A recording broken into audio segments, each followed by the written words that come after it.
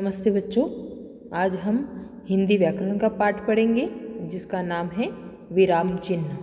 देखो, विराम चिन्ह इस पाठ में हमें अलग अलग प्रकार के विराम चिन्हों की जानकारी दी गई है।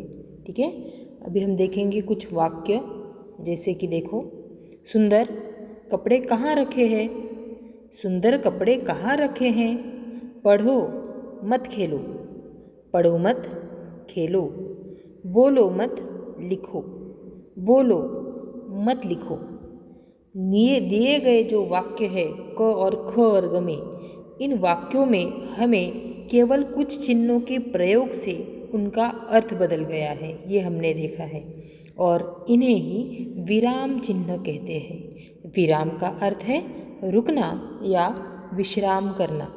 देखो, मौखिक या लिखित भाषा में अर्थ अभिव्यक्ति के लिए प्रयोग किए जाने वाले विशिष्ट चिन्हों को विराम चिन्ह कहते हैं। देखो, सबसे पहले हम देखेंगे प्रमुख विराम चिन्ह कौन कौन से हैं। तो पहला है पूर्ण विराम चिन्ह। किसी कथन के पूर्ण होने पर वाक्य के अंत में इसका प्रयोग किया जाता है। जैसे देखो, नीलेश ने भाषण प्रतियोगिता में भाग लिया। पूर्ण विराम चिन्ह, क्योंकि हमारा जो वाक्य है, जो कथन है, वह पूर्ण हुआ। और मेरी बहन परिश्रमी है, वाक्य पूर्ण हुआ तो पूर्ण विराम चिन्ह।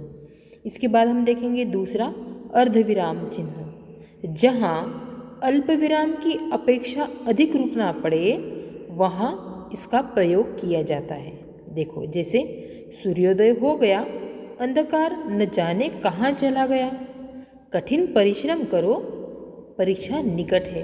इन वाक्यों में हमने अर्ध विराम का उपयोग किया गया है। इसके बाद हम देखेंगे अल्प विराम चिन्ह। इसका प्रयोग वाक्य के बीच में बहुत थोड़े समय रुकने के लिए समान शब्दों, वाक्यों और उपवाक्यों को अलग करने के लिए किया जाता है। जैसे देखो, मुझे चॉकलेट, पिज़्ज़ा और बर्गर चाहिए। यह है शब्द। उपवाक्य देखो, परिश्रम करो, फल अवश्य मिलेगा।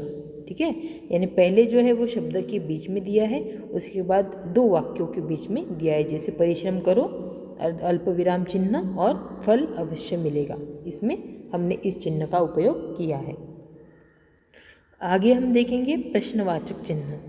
वाक्य में कब, कहाँ, कैसे एवं क्या आदि का प्रयोग करते हुए प्रश्न पूछे जाते हैं, तब वाक्य के अंत में इस चिन्ह का उपयोग किया जाता है। जैसे मुख्य अतिथि कौन है, आज आपने क्या पिया। इन वाक्यों में प्रश्न पूछा गया है, इसीलिए वाक्य के अंत में हम क्या देते हैं, प्रश्नवाचक चिन्ह देते हैं। बाद में हम देखेंगे विस्मयादि बोधक चिन्ह।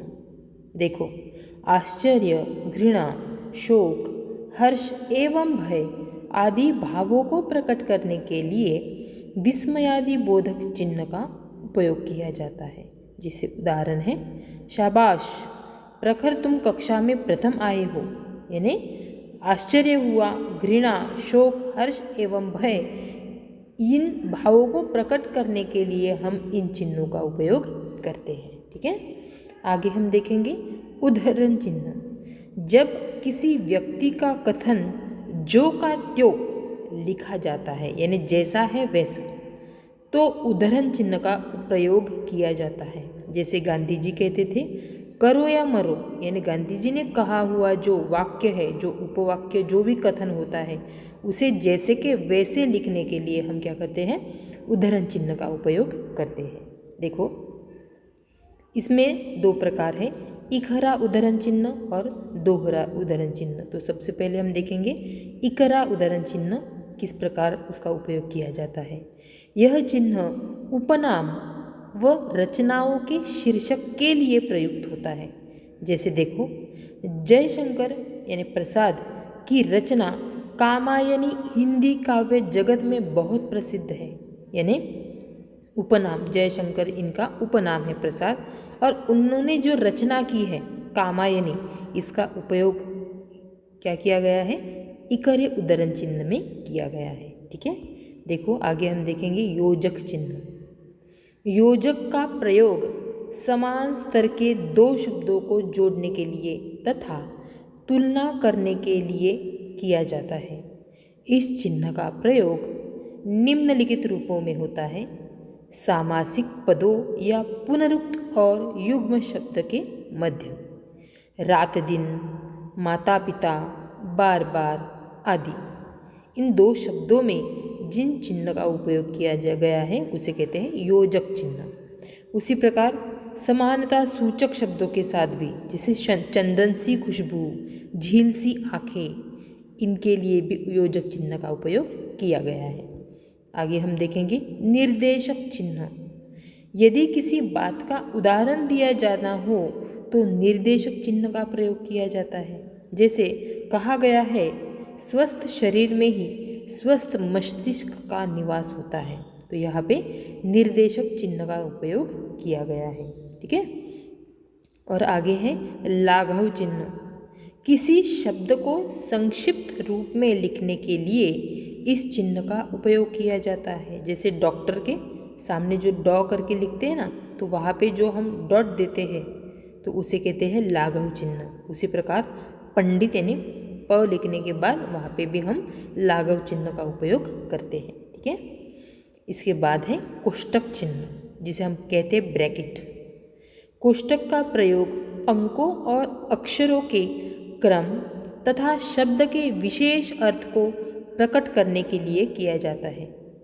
जैसे देखो, दिशाएं 1 पूर्व, 2 पश्चिम, 3 उत्तर और 4 दक्षिण। इस प्रकार हम क्या करते हैं, कोष्टक का उपयोग करते हैं। ठीक है बच्चों, समझ में आया? धन्यवाद।